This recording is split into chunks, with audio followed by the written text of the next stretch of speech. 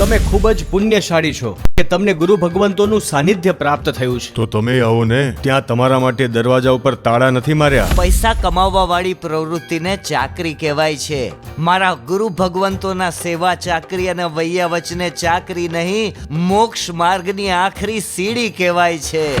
નટુ કાલા ધન લેતા નહીં, જબાન કેસરી કરતા નહીં, गुंडे मवालियों से डरता नहीं, क्योंकि नटू खाता नहीं और खाने देता नहीं.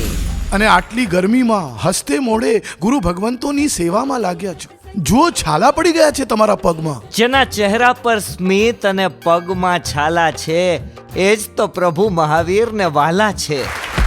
અરે આપણા શેઠ ઝઘડુ શાહ, ભામા શાહ, કુમારપાલ, વસ્તુપાલ, તેજપાલ, આ બધા જ લોકો અરબપતિ બન્યા માત્ર ને માત્ર ગુરુ ભગવંતોની હિતવાણી સાંભળીને. અને નાનો દીકરો એક નંબરનો ગાંડો છે, ગાંડો.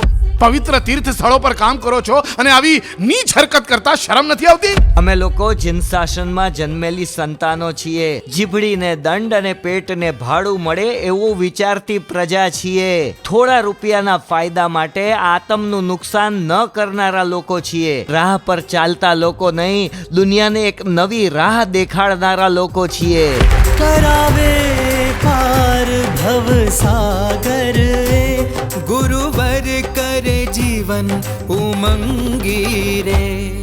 सत्संगी सत्संगी रे, सत्संगी सत्संगी रे, सत्संगी सत्संगी रे, सत्संगी मन रंगी रे.